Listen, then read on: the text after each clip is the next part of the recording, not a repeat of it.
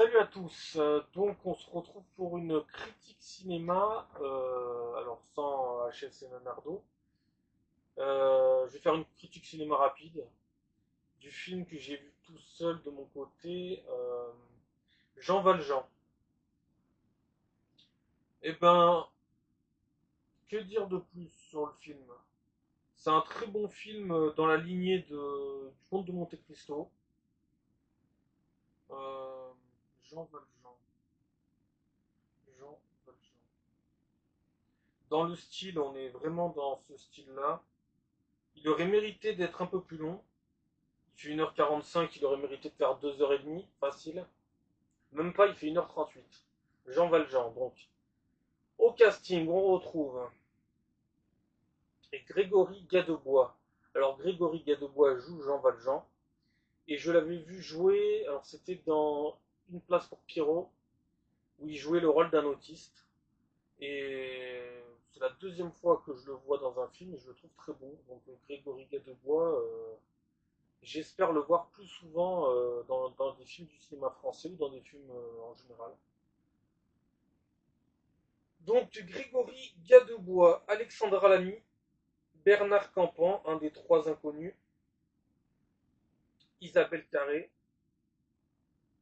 Albert Dupontel et Dominique Pinon. Voilà pour le casting assez restreint de Jean Valjean. Il y a trois quatre acteurs et personnages majeurs dans le film. Mais on n'a pas le temps de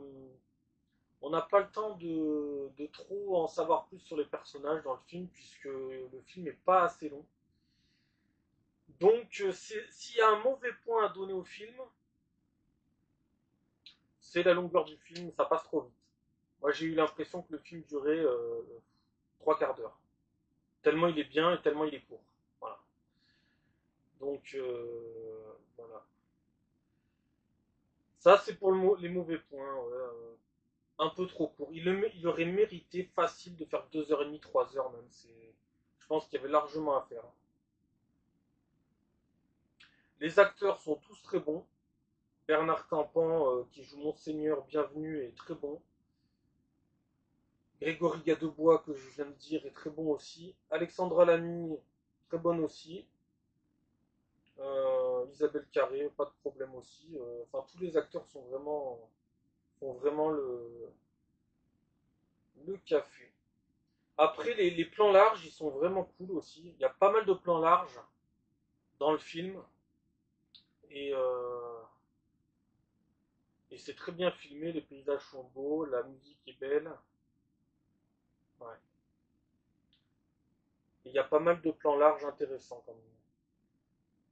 Il y en a une dizaine pendant le film, franchement. Moi j'adore les plans larges, donc j'ai été servi. Alors on n'a pas trop le temps non plus de voir le bagne, mais bon.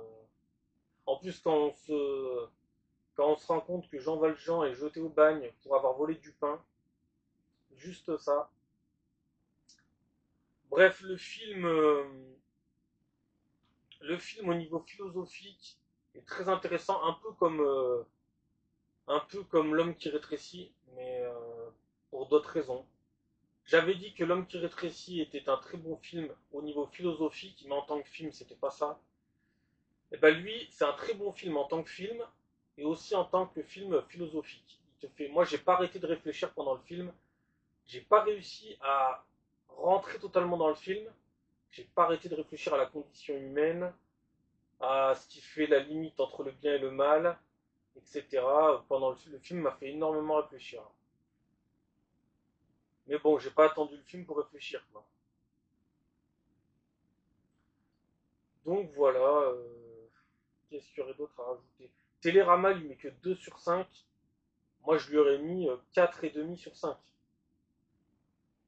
Si je devais lui donner une note sur 10, je lui donnerais entre 7 et 8.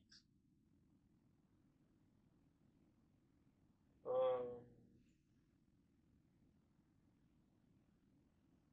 En plus, d'ailleurs, ça m'a fait penser, parce que oui, je suis là pour faire une critique de cinéma, mais L'autre fois dans la rue, j'ai vu quelqu'un qui dormait dans la rue. Et ça a fait penser à Jean Valjean, parce que euh, Jean Valjean au début du film est repoussé par tout le monde. Personne ne l'aide. Et donc forcément ça fait penser aux gens qu'on peut voir dormir dans la rue en plein mois de décembre. Ce qui me révolte, hein, parce que c'est absolument pas normal.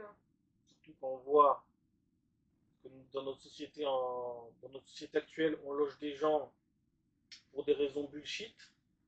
Et que d'autres, alors bien sûr la personne qui était dans la rue était blanche, hein, voilà. Donc ça fait aussi penser à Jean Valjean. En plus, je crois que c'était même je crois que c'était le soir même que je sois allé voir Jean Valjean, oui, que j'ai vu cette personne dormir dans la rue. Donc dans Jean Valjean, c'est en 1815. Là, on est en 2025. Bon, grave évolution, hein. Et dire qu'il y en a qui se plaignent de leur vie, hein, ça fait pitié, ça aussi. Ça fait vraiment pitié. Voilà, moi je peux pas m'en empêcher, hein, le cinéma et la vraie vie, pour moi, c'est lié. Donc, parce que je déteste voir des gens qui vont être émus devant un film, mais qui vont pas être émus dans la vraie vie. Ça n'a aucun sens, vous êtes des débiles profonds. C'est comme les gens qui vont être aux larmes devant un film Disney, mais pas aux larmes, mais pas en larmes devant la réalité de la vie. C'est n'importe quoi, mais réveillez-vous, quoi. C'est n'importe quoi. Ou alors ils vont être en larmes pour la condition animale dans un film, mais pas pour la condition animale dans la vraie vie.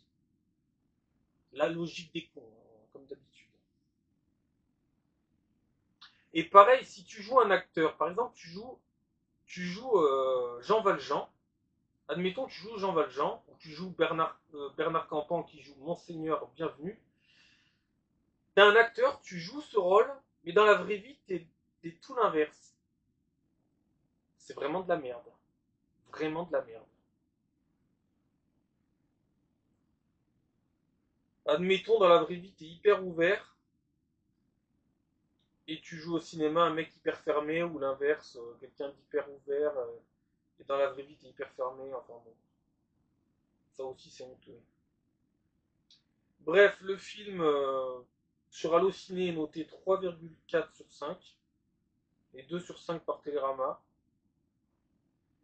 Et comme je vous ai dit, il est pas assez long. Voilà. Il aurait même mérité d'être en deux parties, ce film, en fait. Euh, Et quand je vois dans quelles conditions ils vivaient, dans quelles conditions ils étaient traités quand ils étaient au bagne, dans quelles conditions ils ressortaient du bagne, ils avaient plus de vie, ces gens. Ils ressortaient du bagne, c'était comme si leur vie était finie. Déjà parce que physiquement ils étaient éclatés, et puis mentalement ils étaient éclatés, ils ne savaient plus faire le bien, ils ne savaient plus faire la différence entre le bien et le mal. Ils sont rejetés par tout le monde, la population les rejette de partout. C'est... Ah, c'était quelque chose avant la France, hein. C'était quelque chose, hein. Là, il y avait des vraies prisons, il y avait... En fait, on avait une société en 1815 qui était trop radicale, beaucoup trop. Et puis maintenant, on a une société en 2025 qui est hyper ouverte à tout. Tout et n'importe quoi, en fait. Ces gens, ils sont allés en prison, on sait même pas pourquoi, en fait, finalement. Puisque maintenant, en 2025, vous pouvez faire 1000 fois pire et ne pas y aller. Donc, pendant le film, j'arrêtais pas d'y penser. Je me suis dit n'importe quoi. C'est n'importe quoi. Et après, on a l'autre Picno, là, qui te fait le journal d'un prisonnier. Le journal d'un prisonnier de quoi? Je veux bien prendre ta place, mais il n'y a pas de problème. Je l'ai fait tes 21 jours. On dirait qu'il a fait le bagne, tu sais. C'est n'importe quoi, mais... Enfin bon, j'ai pas pu m'en empêcher, mais... J'ai pas fait mauvais point, bon point, hein. On s'en fout. Je suis là pour faire une critique rapide et je suis tout seul, donc ça n'a pas une vraie importance. Mais voilà, la réalité dépasse la fiction. Et d'ailleurs, j'ai trouvé qu'il y avait personne dans la salle. Le film a dû faire très peu d'entrées alors que super film. Euh,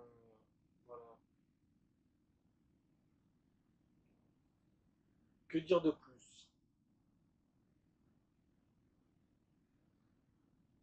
Moi, je vous le recommande. Sens Critique lui a mis 6 sur 10. Voilà. Bon. Télérama 2 sur 5 et Halluciné 3,4 sur 5.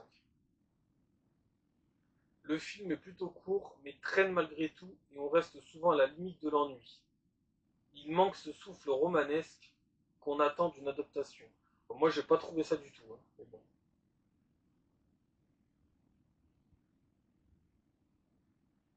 Grégory Gadebois n'est pas mauvais en Jean Valjean, mais cette adaptation des 2 premiers livres des Misérables est trop scolaire. Le film est d'une beauté inouïe, pas facile pourtant d'adapter au cinéma ce personnage mythique de Jean Valjean, homme clé d'une immense puissance et caractère. Bon, après, comme d'habitude, hein, on est toujours dans le problème du cinéma pourri gâté. De toute façon, maintenant, on leur fait des films sur tout et sur rien, donc on leur en fait tellement que qu'ils sont insatisfaits. Même alors quand c'est nul, ils sont insatisfaits. Quand c'est bien, ils sont insatisfaits. Ils sont tout le temps insatisfaits. Donc avec toutes les plateformes, tous les sites, tout. Non mais Disney+, Amazon Prime, tout. Mais on leur en fait trop. On leur en ferait trop. Ils ne méritent pas tout ça en fait. C'est ben non, ils sont trop cons. Ils ne méritent pas tout ça. C'est n'importe quoi.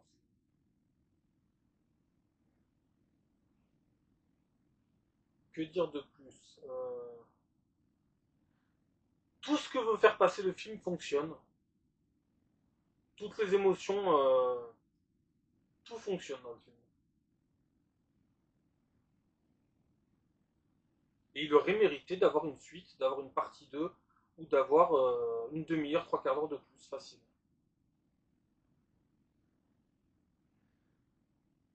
Euh, je crois que j'ai tout dit. Euh,